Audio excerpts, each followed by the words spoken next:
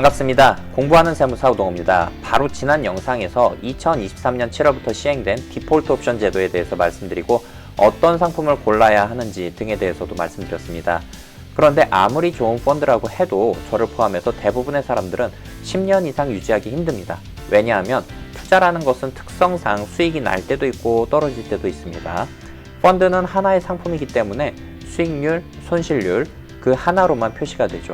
사실 그 안에는 수많은 포트폴리오가 들어가 있고 그로 인한 복합적인 결과인데 내가 가입해 놓고도 그 상품이 어떤 건지 잘 보지 않으시고 단지 수익률, 손실률만 가지고 남들과 비교를 해서 덜 오르고 혹은 손실이기 때문에 유지를 못합니다. 사실 통계적으로 봐도 아주 많은 펀드들의 수익률이 지수보다도 못한 경우가 많습니다. 사실 공부하기 좋아하는 사람은 별로 없죠. 하지만 우리의 소중한 돈이라면 공부해야만 합니다. 크게 인플레이션, 디플레이션, 금리, 환율 정도의 커다란 흐름과 그에 맞는 투자 자산이 어떤 건지만 알아도 투자를 시작하시기에 부족함이 없다고 생각합니다. 오늘은 ETF로 연금 계좌 등을 이용한 쉽고 안정적인 자산 배분 방법에 대해서 말씀드릴 겁니다. 안정적이라는 말은 수익률도 낮다는 뜻인데 기본적인 투자 방법의 약간의 변화만으로 수익률을 대폭 늘릴 수 있는 방법도 말씀드리도록 할 테니 영상 끝까지 시청해 주시기 바랍니다. 현실적인 수익률에 대해서 이야기를 먼저 해볼게요. 여러분은 투자하면 어느 정도의 수익률을 바라시나요? 수익률도 투자하는 자산에 따라서 또 기간에 따라서 당연히 차이가 있을 텐데 최소 10년 이상의 중장기 투자라고 해보죠. 당연히 어떤 해는 이익이 많이 나기도 하고 적게 나기도 합니다. 물론 손실이 나기도 하고요. 그걸 연평균, 복리화한 개념이 CAGR입니다. 여러분은 연평균 수익률, 이 CAGR이라는 개념을 몇 퍼센트 정도를 원하실까요? 10%? 20%? 20년도에 처음으로 주식을 접하셨거나 코인으로 몇백 퍼센트의 수익을 냈다가 다시 잃으신 분들은 10%, 20%도 시시하실 건데요. 일단 여러분의 투자 수익률에 대한 환상을 조금 내려놓고 가야 될 것 같습니다. 워렌 버핏과 피터 린치, 아주 유명한 투자의 영웅들이죠. 특히 워렌 버핏은 S&P 500에 투자라는 말을 자주 하는데요. 실제로 미국 지수에만 투자해도 정확한 통계 수치는 찾지 못했지만 전 세계 투자자들 중에 수익률 10% 안에 들어간다고 합니다. 2000년부터 23년 동안 S&P 500은 6.41%, 나스닥은 6.5% 연복리 수익률로 환산이 되었습니다. 과거 수치까지 다 고려하면 당연히 이 CAGR은 바뀌겠지만 워렌 버핏이 42년간 S&P 500 지수를 능가한 적은 28번입니다. 14번은 진 거죠. 2대1의 확률입니다. 피터 린치의 마젤란 펀드도 굉장히 유명했는데요. 16년간 S&P를 딱 7번 이겼습니다. 투자에 익숙치 않은 분들은 지수를 추종하는 ETF 투자로 시작하셔서 시장 수익률인 베타 수익률을 확보하고 계속 공부하면서 시장 수익률을 초과하는 알파를 추구해 나가는 게 좀 더 현실적으로 설득력 있지 않을까 생각해 봅니다. 일단 연금에 대한 투자는 기본적으로 단기 자금이 아닌 장기간 내 노후를 위한 저축 개념이죠. 그렇다면 계산을 해봐야 할 필요가 있습니다. 영상 하단 링크에 제 블로그 링크가 있습니다. 거기 보시면 은퇴자금 계산기 파일을 받으실 수 있고 사용법은 역시 제 유튜브 영상 링크를 남겨두겠습니다. 보시고 여러분의 은퇴에 필요한 금액을 먼저 계산해 보시기 바랍니다. 여러분들이 해보실 수 있게 예를 들어서 계산해 보겠습니다. 우리가 은퇴하게 되면 한 달에 필요한 생활비가 어느 정도 될까요? 통계 수치를 보니 한 가구당 368만원 정도가 필요하다고 합니다. 평소 생활비에서 퇴직을 하게 되면 70% 정도의 생활비를 사용한다고 합니다.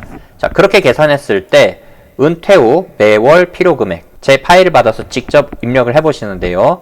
필요한 은퇴 자금을, 즉 한 달 생활비를 368만원이라고 넣어보겠습니다. 은퇴 준비를 시작하시는 현재 나이를 50세라고 가정해보고요. 은퇴는 65세 하는 것으로 가정하겠습니다. 이 색깔로 칠해져 있는 부분들에 칸을 채우시면 되는데요.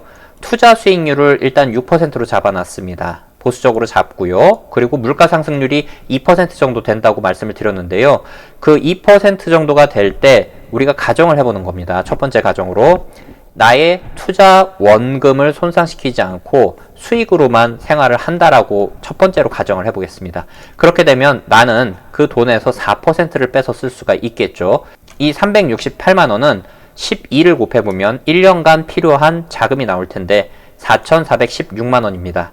이것을 15년 후에 현재의 368만 원에 해당하는 구매력을 미래 15년 후의 돈으로 환산을 해보면 물가 상승률 매년 2%라고 했을 때 5,943만 3,546원이 나옵니다. 거의 6천만 원 가까이 있어야 되겠죠. 그런데 이 6천만 원을 투자 원금이라는 것을 고려해서 매년 4%씩만 빼서 쓰려면 무려 14억 8,500만 원 정도를 모아야 된다는 결론이 나옵니다. 굉장히 암담한 상황이죠. 잘 보세요. 우리가 국민연금이 사실은 굉장히 중요합니다. 왜냐하면 이 국민연금은 바로 미래의 구매력을 보장해 주기 때문이죠. 국민연금 사이트에 들어가셔서 여러분의 현재 가치 기준 연금 수령액을 확인해 보시면 그 금액이 물가 상승률에 따라서 달라지는 걸 보실 수가 있을 거예요. 제 기준 금액을 한번 넣어 보겠습니다. 135만 원.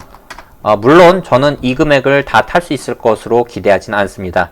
아직 젊은 편이다 보니까 제가 은퇴할 즈음에 이 국민연금은 제대로 이게 남아있을까라는 그런 걱정도 많이 하고 있거든요. 이렇게 135만 원이 들어가니까 아까 필요한 은퇴 자금이 14억이 넘는 금액에서 9억 4천, 거의 5억 원이 줄었습니다. 미래에 있어서 돈 100만 원, 50만 원 등이 사실은 우리가 모아야 되는 금액을 굉장히 낮출 수 있다는 것을 의미합니다. 그 말은 연금 형태로 우리가 현금액을 창출해낼 수 있다고 한다면 그만큼 나의 부담은 줄어들게 되는 겁니다. 이 하단에 개인연금 저축, IRP 그래프 이런 것들을 클릭을 해보시면 초기 자금과 연 복리 수익률 그리고 매년 불이백을 넣어서 시뮬레이션을 해볼 수가 있습니다. 최근에 제가 직접 뵀었던 그런 사례를 좀 말씀드리자면 이분은 IRP 계좌에 약 6천만 원 정도의 돈이 있으셨습니다. 6천만 원 정도의 돈이 있으셨고요. 그리고 매년 은퇴 준비를 하기 위해서 1200만 원, 즉 한 달에 100만 원씩 불입을 하고 계셨어요. 이렇게 되겠죠?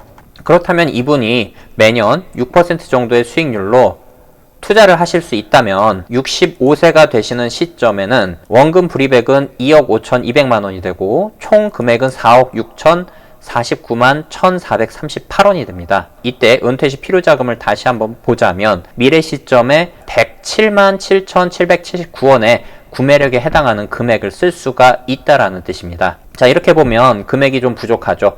여기에서 주택연금을 활용을 하면 됩니다. 이분 같은 경우는 약 70만 원 정도 추가 소득이 가능했습니다. 그렇게 되었을 때 총액이 312만 7,779원. 내가 목표로 했었던 금액에서 약 50만 원 정도가 부족하네요. 65세가 될 때까지 2억 2,296만 5,209원만 더 모으면 되는 겁니다. 더 여유 자금이 없다라고 할 때 수익률을 높여보면 됩니다. 한번 1%를 올려볼까요? 7%를 올리게 되면 내가 모은 금액은 4억 6,600에서 5억 1,100만 원이 됩니다. 그리고 여기에서도 투자 수익률을 마찬가지로 7%로 올려보면 354만 7천 원 정도가 되어지고 거의 근접했죠. 1%만 더 높여보면 어떻게 될까요? 8%가 되면 원금과 수익 합계 5억 6,900만 원 정도가 되고 여기에서도 역시 8%로 높이게 되면 9,900만 원 정도는 덜 모아도 지장이 없을 금액이 된다. 1%씩만 올렸을 뿐인데 은퇴 후 매월 수입 예상액이 400만 원이 넘어갑니다. 미래 시점으로 봤을 때 한 달에 약 596만 원 정도가 되는 금액인 거예요. 이렇게 숫자로 확인하시고 그분은 일단 안심을 하시면서 앞으로 이제 투자 공부를 더 열심히 하시면서 투자 금액을 조금 더 늘려보겠다라고 그렇게 생각을 하셨어요. 자, 두 번째로는 이런 경우입니다. 당장 은퇴를 해야 되는 상황이죠. 자, 제가 상담해 드렸었던 또 다른 분은 그분은 뭐 실제 65세는 아니셨지만 한 은퇴까지 한 2년 정도를 남기신 분이셨어요. 그런데 그분이 모아놓은 현금성 자산이 약 3억 5천만 원 정도 됐습니다. 이런 케이스에 이 은퇴자금 계산기를 어떻게 활용하실 수 있느냐? 만약 여러분께서 은퇴를 곧 앞두고 계시다면 돈의 가치를 미래로 환산할 필요가 없죠. 지금 당장의 금액을 계산해 보시면 되니까요. 그래서 국민연금 135만 원, 예를 들어서 주택연금을 70만 원을 놨다라고 한다면 205만 원이 되고 현재 기준으로 약 163만 원 정도를 매달 만들어내야 되겠죠. 163만 원인데요. 그냥 계산하기 조금 편하게 150만 원으로 가정을 하겠습니다. 매년 1,800만 원 정도를 빼서 써야 됩니다. 이분은 3억 5천만 원 정도의 금융 자산을 가지고 계셨어요. 매년 6% 정도의 수익을 낼 수 있다라고 한다면 이 3억 5천의 6%는 당연히 1,800만 원 이상이기 때문에 돈을 매년 빼서 씀에도 불구하고 돈은 불어나게 됩니다. 매년 빼서 쓰는 금액을 2,400만 원으로 늘려보겠습니다. 200만 원씩인 거죠? 그렇게 되면 이렇게 그래프가 떨어지게 됩니다. 99세가 되는 시점에 원금과 그동안의 수익금이 마이너스로 전환이 되는 걸 보실 수가 있을 거예요. 99세까지 3억 5천을 가지고 매년 6% 정도씩만 수익을 낸다면 2,400만 원씩 빼서 쓸 수가 있다라는 거죠. 그 2,400만 원과 국민연금, 주택연금 등을 더한다면 상당한 금액이 되겠죠. 지금 곧 은퇴를 앞두신 분들께서는 여러분들이 모아놓으신 금액을 가지고 시뮬레이션을 해볼 수가 있습니다. 이렇게 먼저 숫자로서 감을 잡아보는 것과 그렇지 않은 것은 굉장한 차이가 있습니다. 그러면 구체적으로 어떻게 투자해야 될까요? 종목이나 경제를 공부하고 그에 맞는 투자자산 혹은 종목을 필터링해서 목표한 매수 지점, 매도 지점에 따라서 매매를 하는 것을 일반적으로 우리는 투자라고 하죠. 그리고 트레이딩은 비교적 단기간에 변동성을 주로 바라보면서 매매 차익을 얻으려고 사고 파는 그런 활동인데요. 오늘은 트레이딩이 아닌 우리가 일반적으로 투자라고 하는 것에 대해서 이야기해 보겠습니다. 초보 투자자분들 대상으로 강의할 때 꼭 내는 퀴즈인데요. 여러분도 한번 생각해 보시죠.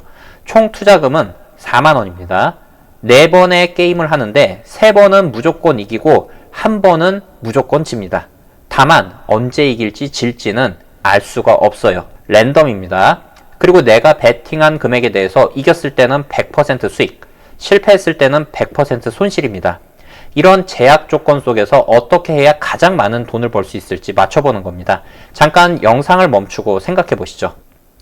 일단 여러분이 몇 번째 이기고 지면 어떻게 된다, 이렇게 경우의 수를 생각하고 계시다면 여러분은 몰빵 투자에 익숙하신 분들입니다. 인생 뭐 있어, 다 몰빵이다, 뭐 가자, 막 이런 그런 거죠. 자, 4만 원이 3번 연속으로 이기면 32만 원이 됩니다. 순식간에 8배가 되는 거죠. 그리고 마지막에 지면 전부 다 잃습니다. 이런 몰빵 투자는 몇 번째 손실을 보던 무조건 원금이 다 날아갑니다. 4만 원 손실인 거죠. 그럼 정답은 뭐냐? 바로 분산 전략입니다. 만원씩 4번의 경기에 골고루 나눠 놓으면 언제 지더라도 나머지 3번은 이길 테니까 총 금액은 6만 원이 되고 원금 대비 50%의 수익을 거두게 됩니다. 사실 투자 공부를 조금이라도 하신 분들이라면 쉽게 맞출 수 있는 문제입니다. 저희 초등학교 5학년 아이도 물어보니까 바로 맞추더라고요. 중요한 건 머리로 알지만 실제 이렇게 분산해서 투자하고 있느냐라는 겁니다.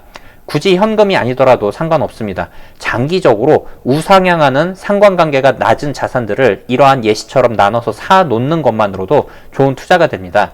상관관계란 건 서로 영향을 얼마나 미치는지를 나타내는 통계 용어입니다. 이것이 숫자가 1이라면 완전 동일하게 움직인다. 마이너스 1이라면 반대로 움직인다는 거죠. 코딩을 할 줄 안다면 아주 간단하게 자산들을 대표하는 ETF들로 상관관계를 구해볼 수 있습니다.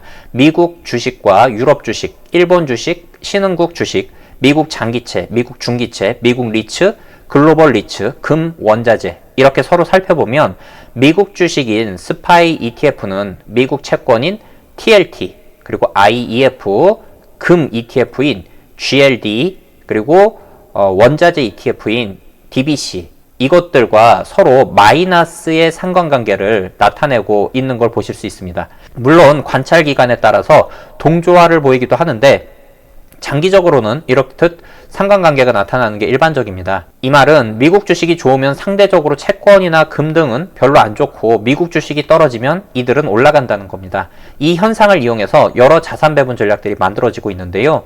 자산 배분 전략은 크게 정적 자산 배분 전략과 동적 자산 배분 전략이 있습니다. 정적 자산 배분 전략은 시장 상황을 예측하기 어려우니까 어떤 상황에서도 버틸 수 있는 방법을 추구하고, 동적 자산 배분 전략은 마켓 타이밍을 예측할 수 있다고 보고 상황에 맞춰서 투자 자산을 바꿉니다. 각각 장단점이 있는데 일단 정적 자산 배분 전략이 훨씬 쉽습니다. 물론 코딩을 할 줄 아신다면 동적 자산 배분 전략도 쉽게 구현할 수 있는데 그렇지 않다면 정적 자산 배분 전략이 훨씬 쉽습니다. 그리고 투자에 대한 수익률은 현재까지 널리 알려진 여러 방법들의 경우 대부분 거기서 거기입니다. 그래서 전 처음에 투자하시는 분들에게는 정적 자산 배분 전략, 그 중에서도 연구 포트폴리오를 권해드리고 거기서 하나씩 발전시켜 나가시라고 말씀드립니다. 이건 제 계좌입니다. 저는 현재 세무사업을 하면서 경영학 박사 취득 후에 블록체인으로 공학 석사를 취득했고 지금은 트레이딩 시스템을 전공으로 공학 박사 과정 중에 있습니다. 많은 사람들이 사용 가능한 개인용 AI 투자 로봇을 연구하고 있습니다. 저는 연금, IRP, ISA, 일반 주식 계좌를 각기 다른 전략들로 운용하고 있고 거래소도 여러 개로 나누어서 바이 앤 홀드 그리고 트레이딩 전략들로 나누어서 투자하고 있습니다. 이 중에 2023년 1월 1일부터 이 영상을 촬영하고 있는 12월 4일까지 제 일반 계좌의 올 한 해 수익률입니다. 17.17%네요. 당연히 저보다 높은 수익률을 기록한 분들 많으실 건데요. 제가 보여드리려고 하는 것은 수익률 곡선 그래프 형태입니다. 같은 기간 검정색이 코스피인데 12.46% 올랐고 등락을 반복합니다. 파란색 선은 코스닥이고 더 크게 왔다 갔다 해서 현재 21.97%입니다. 제 투자 방식은 코스피나 코스닥에 비해서 상당히 안정적인 그래프 형태를 취하면서 17.17%인데요. 저는 정적 자산 배분 전략, 동적 자산 배분 전략 다 활용하고 있고요. 거기에 개별 퀀트 전략, 그리고 이것을 자동화시키는 시스템 트레이딩까지 사용을 하고 있습니다. 그리고 이건 제 연금 계좌인데요. 제가 생각하는 은퇴가 20년 이상 남았기 때문에 연금 계좌는 공격적인 자산 배분 전략으로 운영하고 있습니다. 몇 개월 만에 들여다봤는데요. 올해 무려 43.85% 수익률이더라고요. 저도 놀랐습니다. 이 계좌는 작년에 약 20% 정도 손실이었는데 복구하고도 수익이 더 나고 있네요. 여러분은 어떤 투자 방식을 선호하시나요? 최근에 어떤 50대 초반의 구독자분께서 이메일을 주셨습니다. 21년도에 은행 직원의 권유로 미래에셋 중위험 TDF에 가입을 했는데 이후 지금껏 손실이어서 이게 제대로 가입한 건지 아니면 직접 투자를 한다면 어떻게 해야 할지 너무 어렵다고 어려움을 호소하셨어요. 제가 이 상품의 투자 포트폴리오를 사이트 들어가서 확인해 봤는데요. 포트폴리오는 나쁘지 않았습니다. 상당히 안정적으로 짜여진 포트폴리오였습니다.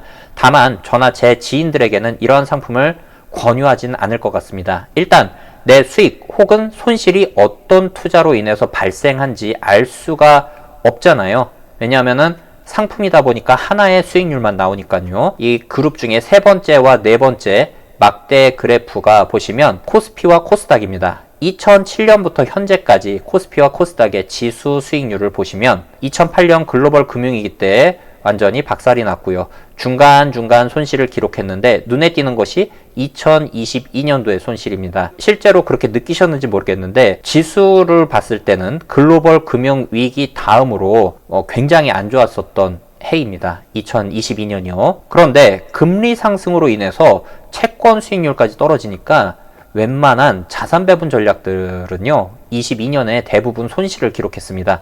저 역시 아까 보여드렸었던 일반 주식 계좌가 마이너스 12%였습니다. 이렇듯 전체적인 상황과 내가 투자한 자산들이 어떤 이유로 떨어졌는지 올랐는지 모르면 너무 막연하겠죠.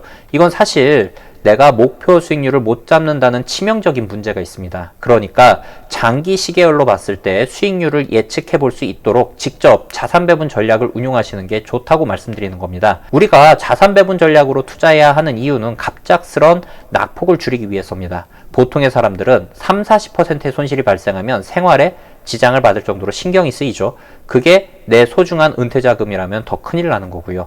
워렌 버핏의 투자 원칙이 있습니다. 첫 번째는 돈을 잃지 마라. 둘째는 첫 번째 원칙을 지켜라입니다. 오늘은 가장 기본적인 연구 포트폴리오의 예를 들어서 자산 배분 전략의 기본을 말씀드리고 코인을 섞어서 연구 포트폴리오를 업그레이드 해보겠습니다. 사실 많은 분들이 연구 포트폴리오를 업그레이드한 올 웨더 포트폴리오가 더 좋다고 이야기하시지만 좀 더 복잡하기도 하고 그 성과는 2022년을 겪으면서 별 차이가 없어서 저는 첫 자산 배분 전략으로 연구 포트폴리오를 주로 말씀드립니다. 자산 배분 전략의 가장 기초 연구 포트폴리오입니다. 주식과 채권, 금, 현금을 4분의 1씩 구입하고 이걸 일정 기간마다 리밸런싱 해줍니다. 리밸런싱이란 4분의 1 비중을 다시 맞춰주는 작업인데요. 예를 들어서 주식, 채권, 금, 현금을 각각 1원씩 샀다고 해볼게요. 그리고 1년 후에 리밸런싱을 하는데 이 기간 동안 주식은 오르고 채권과 금은 떨어져서 총 자산이 44,000원이 되었다면 내가 정해놓은 리밸런싱 시점에 오른 자산인 주식은 일부 팔아서 4분의 1인 11,000원으로 맞춰주고 판돈을 가지고 가격이 떨어진 자산들을 역시 11,000원이 될 때까지 사주는 겁니다.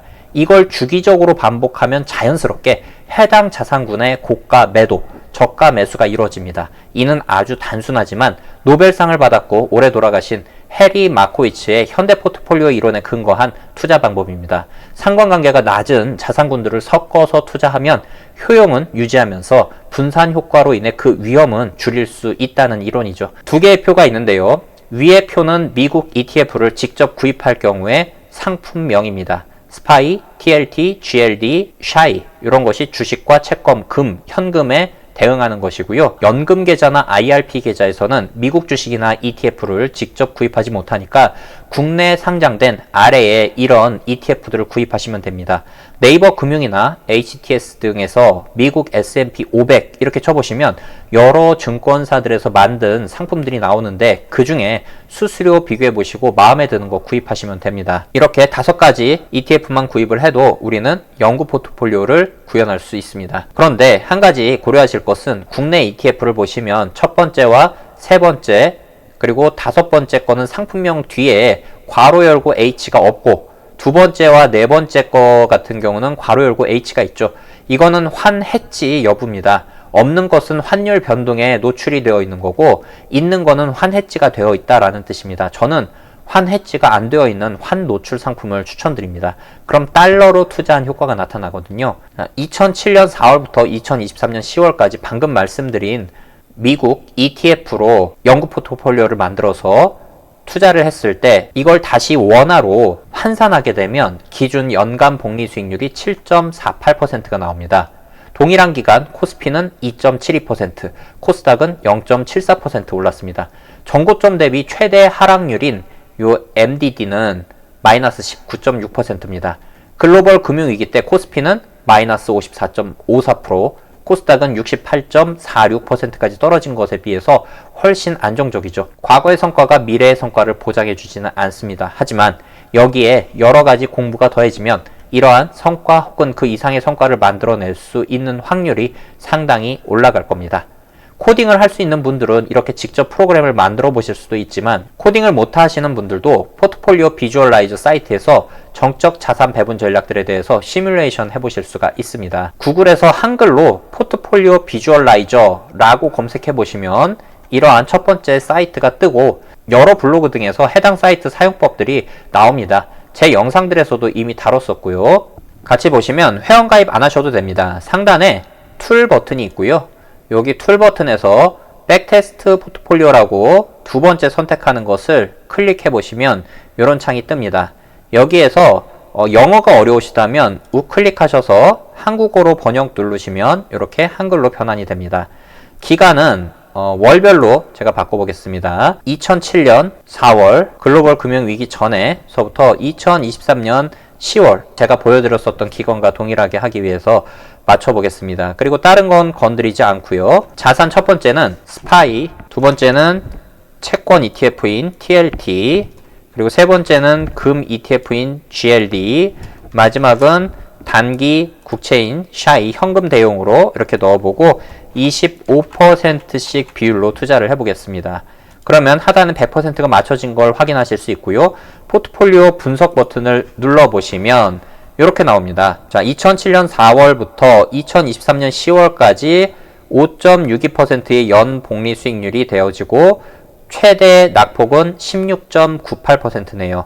그리고 이렇게 기간을 보시면 2007년부터 손실난 해가 2013년, 15년, 18년, 22년 이렇게 손실이 난 걸 보실 수 있고 글로벌 금융 위기 때도 수익이 났었지만 22년에는 손실이 난 걸 보실 수가 있습니다. 이게 왜 이런 상황이 벌어진 건지 알 수 있어야 되는데요. 글로벌 금융 위기 때는 이런 위기가 터졌을 때 어떻게 됐나요? 금리를 낮추면서 돈을 풀었죠. 자, 2020년도에 마찬가지로 그렇게 했었는데 지금 2022년도에 어떤 일이 일어났죠? 금리가 올라갔죠. 금리가 올라가면 채권 수익률은 떨어지게 됩니다. 그래서 저는 2년 전에도 영상을 올리고 제 블로그 글에서도 썼을 때 이러한 자산 배분 전략은 좋다 하지만 경제 상황을 알고 당연히 그때는 뻔히 금리를 올리는 상황이기 때문에 그 시점에서 채권 투자를 하는 것은 바보 같은 짓이다 라고 이야기를 했었습니다. 기본 포트폴리오를 가지고 이때 공부를 하면서 추가적으로 업그레이드 한다는 것이 바로 이러한 거죠.